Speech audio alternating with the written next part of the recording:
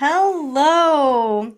Welcome to this webinar this evening where I'm going to talk about confidently organizing your photos. And I'm so glad to be here because every day is another day that we might lose the opportunity to save a memory, and literally tomorrow might be too late. So I wanted to invite you to put a note in the comments about where you're from, and if you have any questions that you want to be sure that I answer this evening, that would be great. All right, so let's go into our presentation. And I just have to futz with the controls here and get started. So what we're going to cover tonight, organizing photos confidently, is really something that I've wanted to help people with for a long time. I've been helping people actually for over 10 years in one way or the other. And I know that there is a lot of different feelings about how to organize pictures. And some of you have already tried to organize them on your own. And maybe you are stuck or you're worried that you're not going to do it the right way. Well, I'm going to share with you the system that I use here at Pixologie. And I kind of like to refer to this organizing the right way. So tonight we're going to cover organizing the right way, which is really the way I've come to it here, and I think it works. And even if it's not the exact plan that you can wrap your head around, the important thing is that you get started and get going today, because the time just flies by, and before you know it, another 3 years will be gone by and you'll still not have your pictures saved. So 5 components. I'm going to talk about organizing the right way. I'm also going to share a little bit about the focus system that I teach here at Pixologie. We have an online virtual course. It's 8 weeks where we deep dive and go into the nitty gritty of all the moving parts that is organizing pictures. Okay. So I'm going to just touch upon them here tonight and give you kind of the lowdown in a nutshell, more or less. Okay. So let me go to the next slide here. All right. It's a balancing act. I feel like my job at Pixologie and working with the clients who, come here or reach out to me over the internet, my job is to find the simplest maintainable workflow, like the simplest path from having a photo and then getting it saved for future generations. So I have this graphic here. It's the balancing act. I like it because on the left-hand side, there is this concept, preserving your photos the perfect way. All right, that means we're saving the largest files. We have them properly named and all the details are great. And it's just fantastically organized. We can always find what we want. All right. But in order to get that side done, it takes a lot of time and a lot of putsy work. Think about the resources that are needed to preserve your photos the perfect way. Time, possibly money, and your sanity is part of it too. Like, you can drive yourself nuts over details. All right. So there's preserving your photos the perfect way. On the right side is just getting it done. And, if we go too fast, we miss details. We might miss photos that we should have saved in some way. And so we don't want to go too fast. So there's right in the middle, organizing photos the right way. And I have to tell you that after looking at lots of programs and using them over the years, I have figured out that using folders on your computer is a good way. It's somewhat foreign in these days. We're using computers less and less, but for organizing pictures, it really is a powerful way to manage your photo collection. It keeps your photo collection in your home. All right. You can certainly, and you should be backing it up to a place outside of your home, but Anyway, my system is really centered around a folder on your computer called the Master Family Photos folder. All right. So let me tell you about the 5 components that I've seen in organizing the right way. All right. So the 5 things that I think are really key here, and believe me, I am just touching upon this here. It's so deep, some of these subjects. You could spend a whole hour, and so we're just touching upon it. But understanding basic computer tech is super important, okay? We need to understand it, and I'll go into this in more detail. We also want to use our file management program, and we want to be able to analyze and solve digital file problems. I'm sure you could probably think of a couple you've had. All right. And then we want to be able to add the new photos to our collection. And finally, when you organize in the right way, number 5, enjoying, sharing, and saving becomes a lot easier. Okay. So let's break these down a little bit, okay? Understanding basic computer tech, you have to know how to back up your files in your work. On a Mac, the Time Machine app is just perfect for this. And on a PC, Windows comes with file history. So those are 2 ways that you don't have to pay anything more other than an external hard drive. So you can back up your files and use the software that comes on your computer to make sure things are protected. You also need to recognize which cloud storage sites you need and which ones you don't. All right, so I just broke this down a little bit here for tonight. There's a lot of things that make up the cloud, and sometimes people don't even know what the cloud is, but I consider it to be anything that kind of functions up in the cloud and we access through our computer, our phones, and we're working in the cloud. Now, it doesn't mean we're actually working up in the cloud. There are servers and large corporations with big buildings, and all of this is happening in a location. But when we are using it, it's happening, over the internet. So basic cloud services are like Google Drive. You can edit documents in there and so much more. Netflix, when you watch a movie on Netflix, you are using a cloud service. And when you answer email, you are going to be using a cloud service too, like in Yahoo. So, and I am just going to say thank you, John. He's pointing out that he likes to use Amazon and P Cloud as backup. So for those of you who are looking for a solution, that is definitely something you might want to check out. Thank you so much. All right. So cloud services, then we go into cloud backup. And these are places, some of these you probably have heard of or end up using. Carbonite, Backblaze, those automatically back up your computer. And then you might have Dropbox or OneDrive. And these backups function more like a syncing service. So what that means is if you delete something on your computer, it will delete in Dropbox and OneDrive. So you have to be careful about that. And then there's sites that are specifically for cloud photo storage. All right. So Amazon Photos. And Forever is one I like to talk about. SmugMug, people store their pictures and they actually create these beautiful family photo websites. And then Shutterfly, I don't really consider it cloud photo storage, but I have met people who are storing their pictures up there and think that that's a safe situation. So whenever you look at all these cloud services, you're not probably just using one of them. And unfortunately, people end up using multiples, sometimes even half a dozen or more. And all of a sudden, they don't know what they have saved where. So that's why it's so important for you to understand which cloud storages you're using and are serving a purpose for you. And I think, like John pointed out, I think he's got a system that's working for him. So that is really important. Now, next, we need to understand basic computer terms, okay?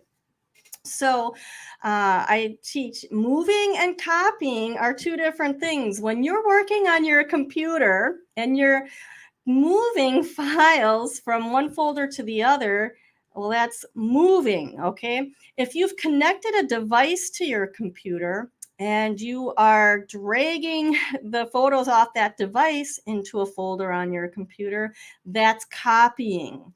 Importing and exporting usually are functions of a program, like a photo management software.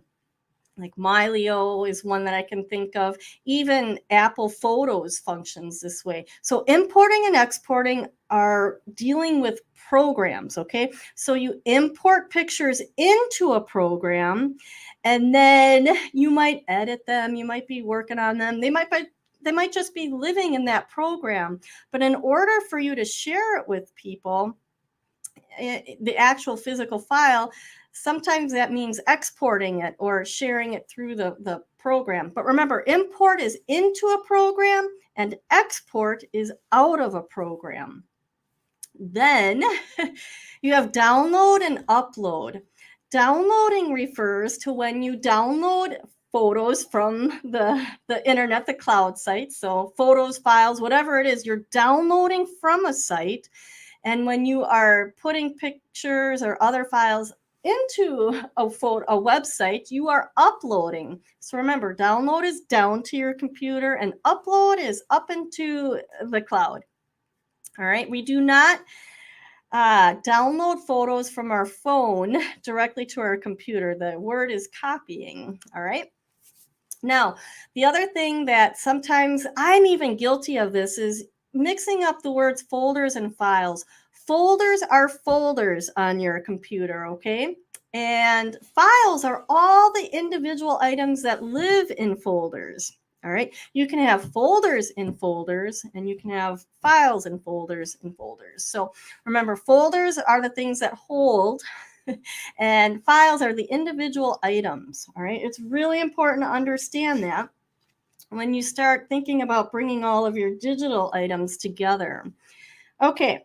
So I want you to remember the components then were to understand basic computer tech and then to use your file management program. All right. So on a PC, this is the File Explorer. And on a Mac, it's the Finder.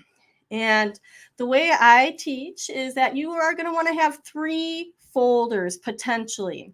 When you're working on organizing your digital pictures, if they're a mess, okay, we want to have a main folder, photos to organize, potentially a folder for scanned photos, and I'll be talking about that. And then we want to have a folder that is your master family photos folder. This is the be all and end all of working with our digital pictures. We want one folder that has everything in it. All right. And I just put an example up on the screen here on the left-hand side. Let me just make this a little bigger. On the left-hand side, you can see File Explorer. I am showing the Photos to Organize folder. And you can see I have a whole bunch of, different places that I have copied pictures over to be organized. All right. It's a mess. And we have found that people just have pictures in a lot of places, and it makes sense because we're going on 2 decades now of digital photography and accumulating all of this. So that's the left-hand side. Then on the right-hand side is the master family photos folder. Here you can see things are organized by decade, so I don't have too many folders in one place, all right? And then within each of those folders, there will be nested folders. So the 2010s, for instance, would have 2010, 2011, 2012, and on up. And some of those folders may even have like a specific trip or things like that. And they're all organized chronologically. All right. So using your file management program is key. Understanding how to move things around, copy photos to your computer or download them is really, really important. All right.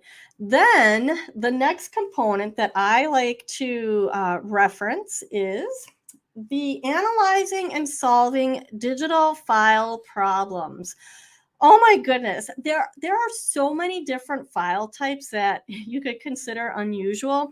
I just put this one screenshot up here because we have a couple problems in in here. And if you look a little closer there, first of all, I have a red box around 4 items that all seem to be duplicates. And so we probably need to look a little closer at them, but I know I can tell you this because I have. I know one of them is the original photo, one of them is the live photo. And for those of you who have iPhones, you know that live photos move. Okay. So these, this actually has a live photo, and then that live photo is actually a little mini video. And of course, it has the same name there. It's so frustrating. And then there is a duplicate of one of the photos. And then one of the image 0847 is actually my client's husband's photo. It's a different picture, but with the same number on it. You cannot imagine how many problems that people have with digital files. So figuring it out is really, really tricky. Now, I just put a couple unusual file types there. The XML, an XML file is a sidecar file. And what that means is at some point, a picture was edited, but the edits weren't saved on the digital picture. They were saved in a sidecar file. A program is actually needed to view the digital photo with its sidecar file so you can see the changes. Probably a little more technical than you wanted for tonight, but I mean, these are the things that we deal with. HEIC and HEVC, those are high efficiency formats, and Apple iPhones are set to use a new type of photo, a new type of digital photo format. And it's to save space on your phone. So you can see some of the files, like in that first column, say HEVC. This is a high efficiency video, and it came from an iPhone. And your iPhone can actually, you can change the settings so that you don't have these unusual formats, and we can have a JPEG, and those things are just challenges that we come across. So analyzing and solving digital file problems, you're going to see so many unusual file formats. And if anyone has Google and you have photos up in Google, if you try downloading pictures from there, in some instances, they have a sidecar file called the JSON. It's just something new every day here. All right. Next, in analyzing and solving digital file problems, we have to worry about duplicates, like big time. Remember, we've been organizing and saving photos for so long that they've been backed up on CDs and on drives and USBs. So when we bring it all together, we have to run a duplicate finder. So that's part of analyzing and figuring this all out. And when you run a duplicate finder, you can run it a zillion times because you don't want to run it on everything at once. So let's just say, like one of my clients, she had 25,000 pictures in her folders. Okay. So if we run that all through the duplicate finder at once and 12,000 duplicates are found, it's like really hard to fine tune and figure out which ones you're going to delete. So I like to recommend when you run a duplicate finder, you run it on small batches and you do it often so that you can narrow things down a little easier. All right. So the duplicate finder for Mac, it's Photo Sweeper. You can get it through the App Store. It's like $10. It's the best deal ever. And then for the PC, Duplicate Photo Cleaner is one. We have been using Duplicate Photos Fixer Pro. I think both of these you can download a free trial and check it out. So getting rid of duplicates is a part of the process. All right. Then in analyzing, digital files, we do need to look at the photo's metadata. Now, I just have a quick screenshot here that shows you the PC File Explorer properties of a photo. And you can also view the metadata on a Finder on the Mac. Unfortunately, the Finder does not give you as much information as a PC does. So learning how to examine the metadata and compare metadata is really important.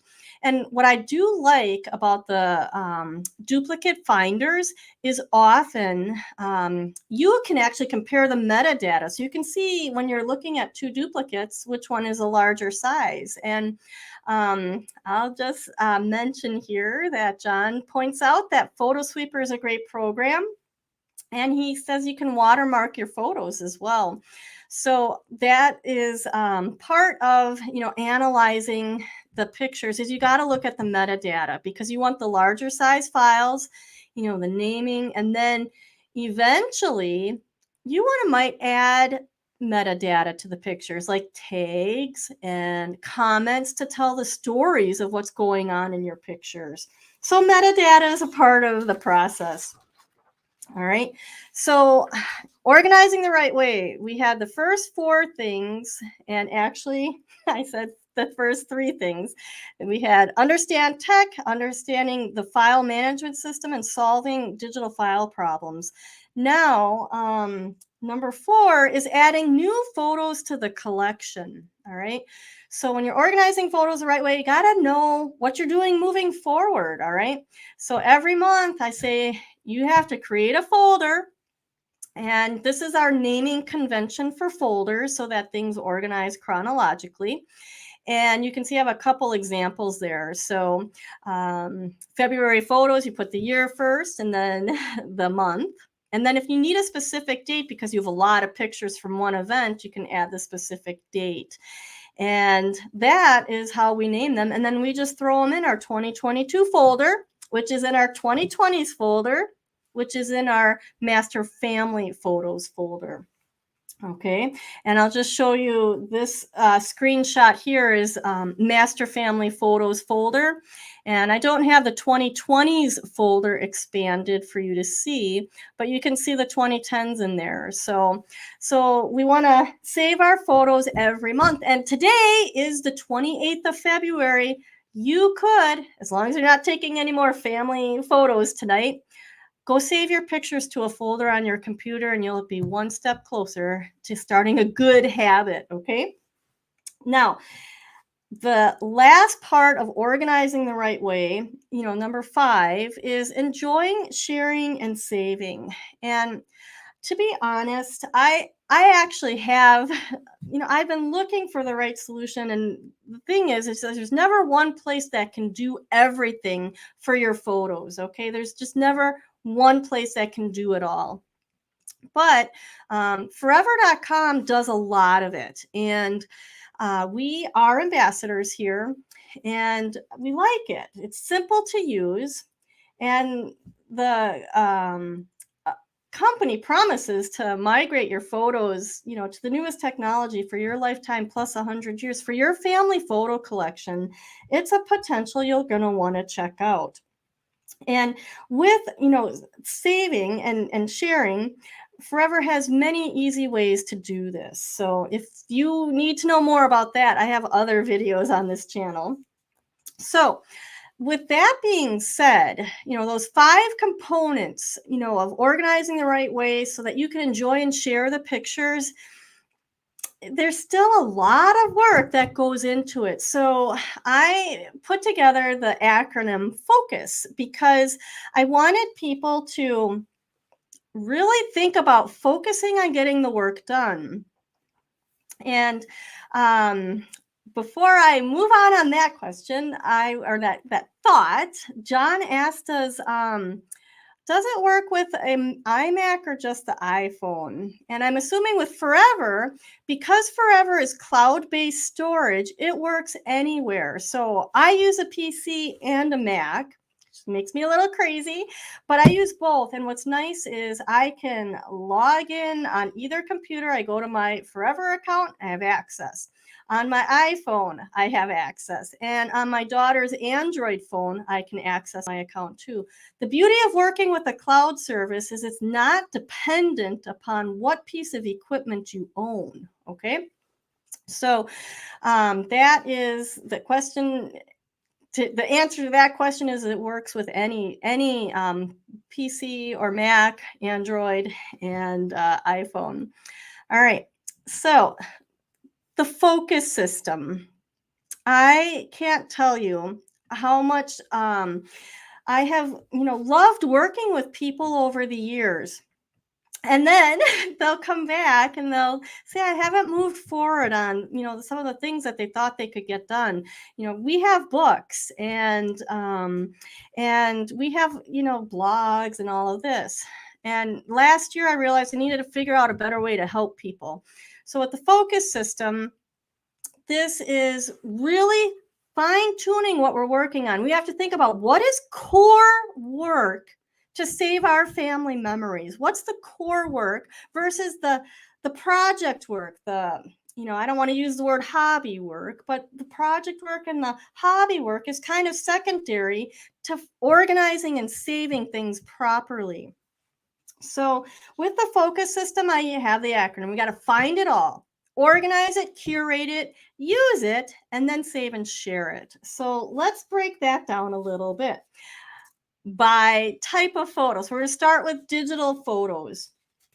So finding it all, you've got to get all of your digital pictures in one place in that photos to organize folder. You're going to have potentially old computers, hard drives, USB drives, camera cards, CDs, DVDs, maybe. You're going to have places online that have them. It's just crazy how many locations you can have pictures. And I have a graphic there. You probably are going to need some sort of adapter to work with all of this, because as we get new computers, boy, the things that fit don't fit anymore. Like the new computer I have for my laptop, it doesn't fit any USB drive. I have to have a adapter. So you're going to probably have to think about that. So you find all of your digital pictures, okay? And then you're going to organize it. And I am telling you, I am highly simplifying this for the purposes of our webinar tonight. But we're going to organize them. And to start with, we have to get them all into that photos to organize folder on your desktop. All right. And then you're going to copy the folders of photos from various places into that PTO folder, photos to organize. So when I use the word copy, I am generically using that word. Okay. If your photos are on your computer, you're moving them to the photos to organize. If your pictures are in, SmugMug, you're going to download them to your computer. And if they're in the old historian program, some of you might know what that is, you're going to have to export them out of that program. All right, so you're getting all of your photos to one place. And as you go, you can rename the folders. I only concentrate on renaming folders at this point because there's too many files to ever think about renaming them, the individual pictures, okay? So you get it all together, and I just have a screenshot here. On the left side is what was, potentially in the photos to organize folder. And then, eventually we want to get it all nice and organized like it is on the right side. That's my master family photos folder on the right side. Okay, so we have the left and then the right, and it's photos to organize on the left and master family photos on the right. So once everything's in the master family photos, well, actually, let me back up. To get things to be good enough to be in the master family photos, we need to curate your digital collection. So in addition to organizing, we're cleaning it up, all right? So using a duplicate finder program, I've already talked about that. And then you kind of want to think about digital photo goals. I like to delete repetitives. You can get a little crazy and go too far, so be careful. But that duplicate finding program will allow you to search for repetitive pictures and pick the photo that you like the best. All right. So deleting repetitives can be a part of, the duplicate finding process if you like. I also like to mention that when you have folders of photos, that having them hold between 25 to 250, maybe up to 500. You want to think about that, because what we don't want are folders with thousands of photos in it, all right, where you're scrolling through it and scrolling through it. So, 25 to 250, I think, is okay. But when you get to having more than that in one folder, well, then finding things gets harder, okay? So I like to actually scratch off the 500 and say stick with 250. All right. As you clean up the folders, you've done the duplicate finding, and then you move them to the master family photos folder, okay? And that's it for the focus, the FOC for digital photos, all right? So we find it all, organize it, and curate it, okay? Then I am switching gears because we have printed photos that need those same pieces of action, all right? And it's the same thing. Printed photos, we want to find it all. Bins, envelopes, drawers, frames, boxes, albums, and scrapbooks. I know you have other locations we could add on there. You want to find it all and bring it to one location. And this is an example of bringing it all to one location. Like, over the decades, you can really accumulate some stuff. And this particular person inherited not only her mother's pictures, but her sister's pictures too. So she had a lot to work with. All right, so we find it all, and then we organize it. The organizing system that we use here at Pixologie allows us to efficiently get through it. Now, we are a little more clinical about it because we're not emotionally attached to the pictures, all right? So we can move a little faster.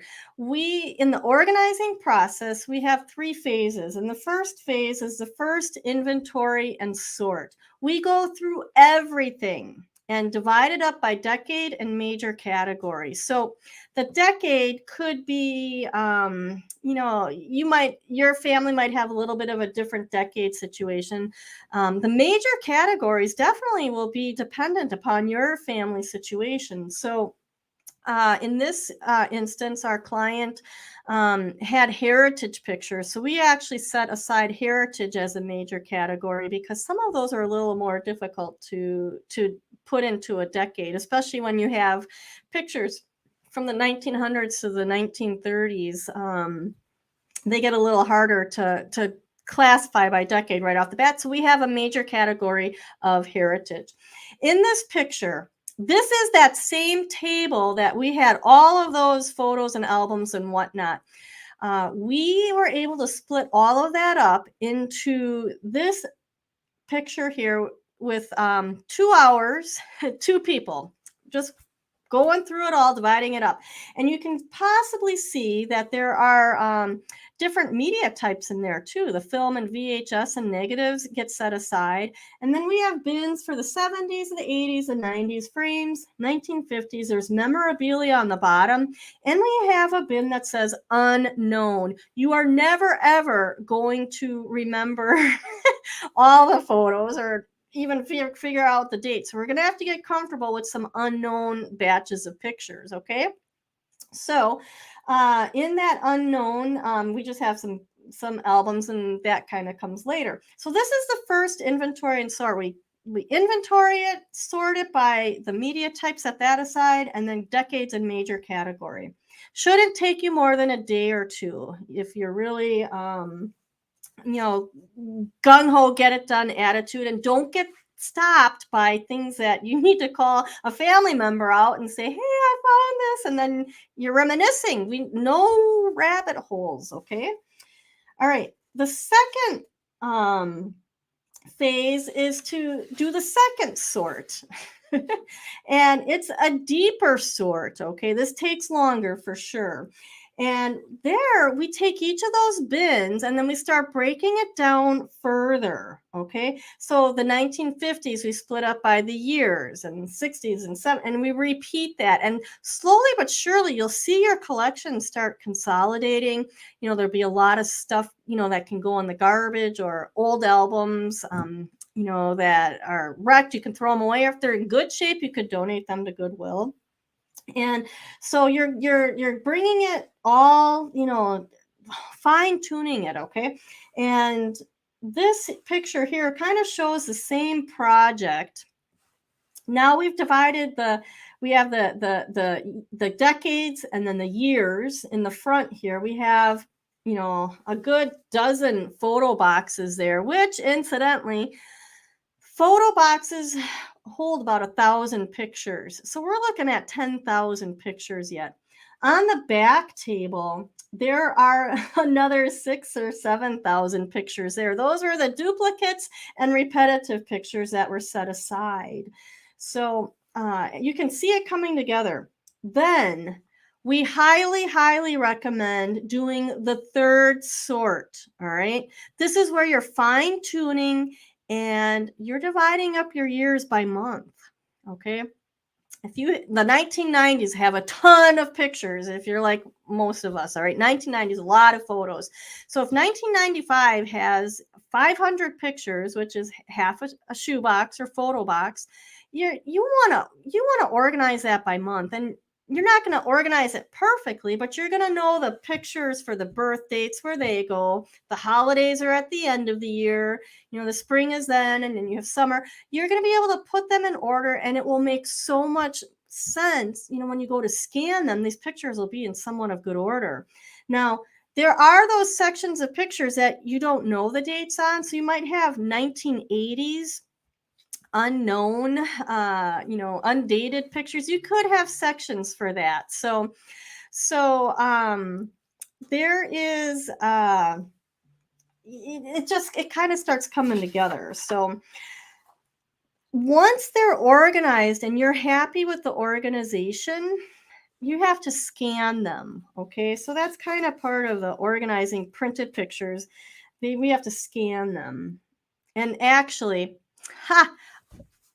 I don't know if you would have caught this, but I missed the curate portion, the focus. The third sort is the curating area. Okay. When you sort by month, incidentally, you'll see these packs of pictures come back together, and you didn't know how shuffled up they were all over the years. So anyway, curating is this part of it. We have to scan the pictures. All right. And each batch that you see, a divider card here, is going to be a batch of photos that could potentially be a folder in the scanned photos folder. Okay, so I have some options for photo scanning here. On the top left, we have a flatbed scanner. Please don't use your printer scanner if you have 8,000 pictures. It will take forever.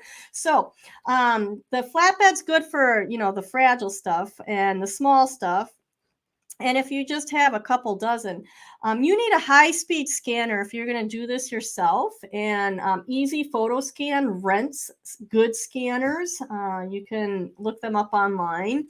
And then Epson, the Fast Photo 680W, is like a lifesaver. It scans photos. You can do 50 a minute. It goes very fast. All right. And it allows you to name your photos in the folders that you're scanning them to. You can also just hire somebody to do the scanning. If you get through the organizing part of it and you're like, then you can hire someone. Pixologie, we have people send us stuff. They bring them here in Milwaukee, or they ship them here. FedEx tracked, by the way. And you might find someone locally that can scan your pictures for you. So that was the FOC of focus. All right. Now, you get your pictures scanned, and you save them to scanned photos on your desktop.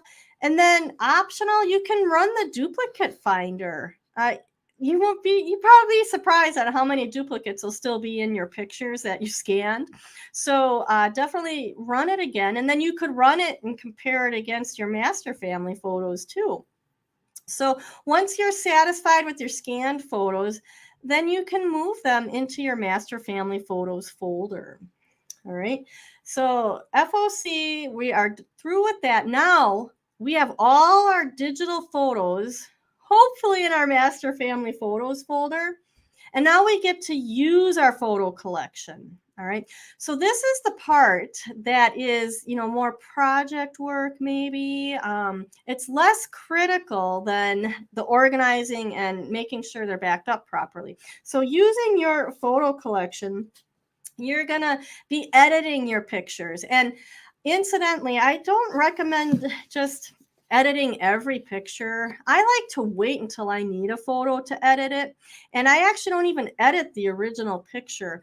If I'm in a photo book program, I will use the enlarge feature to go in on a picture so that it's larger, the section of the photo I want. I don't spend a lot of time editing because I'm busy, and there's only so much time in the day. You can use your photo collection for referencing. I know you have photos on your phone that you took for information. I actually have a folder that has recipes and ideas. I have paint ideas. So I have a folder that's just photos for information, so you can reference them. Some people need to document for insurance purposes, their contents of their home.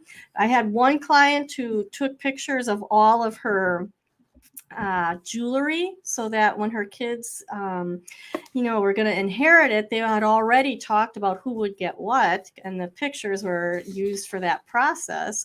So referencing is important. You can share your photos, and I always like to say, save your photo first and then share it. So many times, and I've done it, you're on your phone and you think, okay, I'm going to just share that photo, or someone shares it with me and you share it, but you forget to save it. And we have to make saving, be a part of this process. Okay. You can also create things with your photos, and I'm sure there's a zillion ideas out there. And you probably have done something already, from photo books to shower curtains, apparently, and blankets, and so much more. So using it. And then the S in focus is save. Okay, save your photos. And I teach you have to have 2 backups, one in the house and one outside of the house. So your pictures, your master family photos, is living on your computer. All right.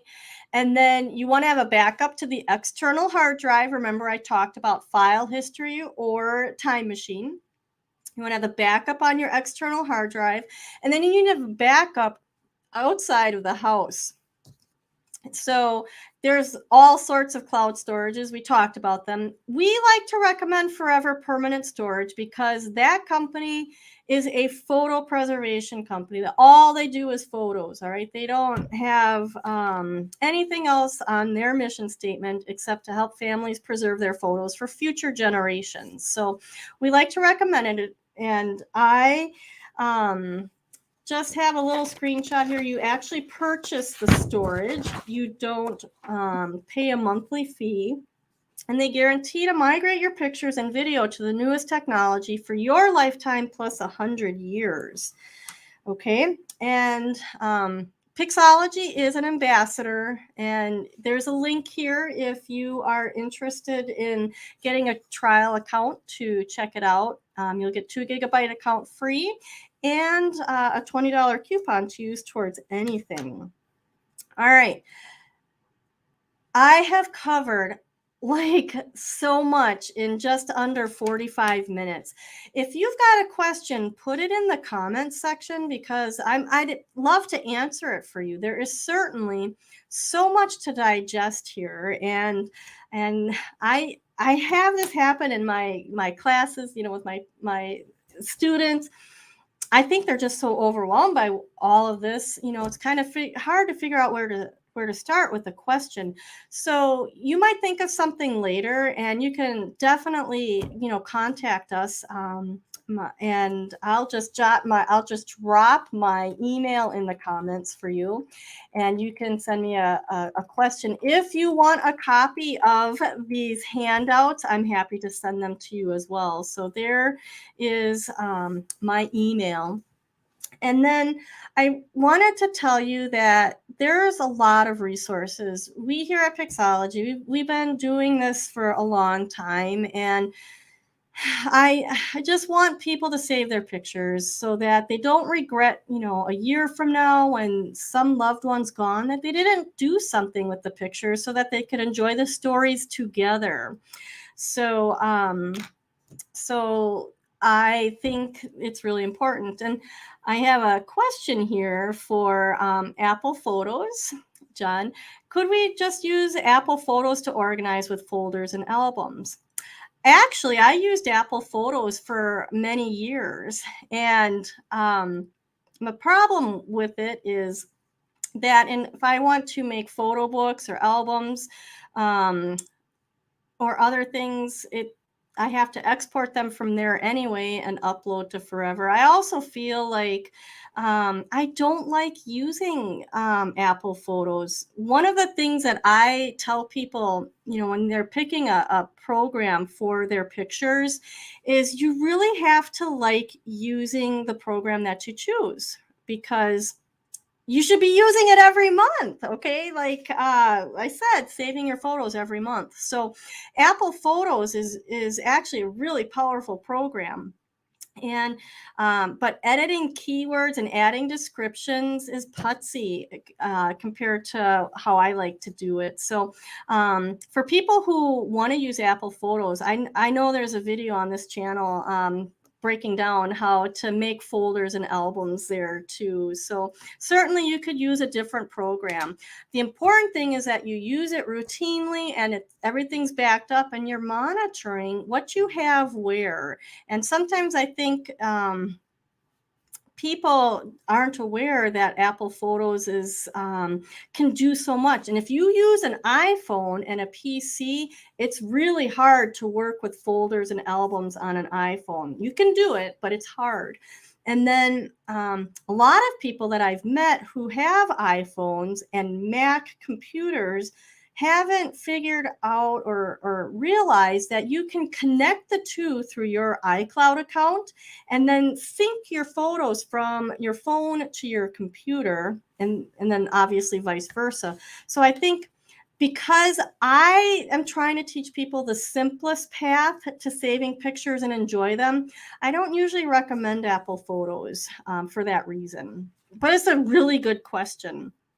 And for some people, Apple Photos works fantastic.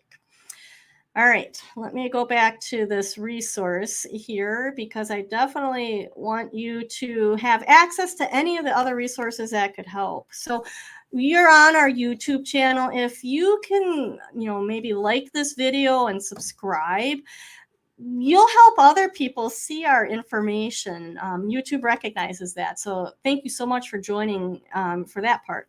And then I have a new 8-week course starting. If you want to know more about this, you can schedule a time with me. And I am so excited to see Elma here. You're awesome. Thanks. Elma, you're awesome too. She's my gal from Canada. So thank you for being here tonight.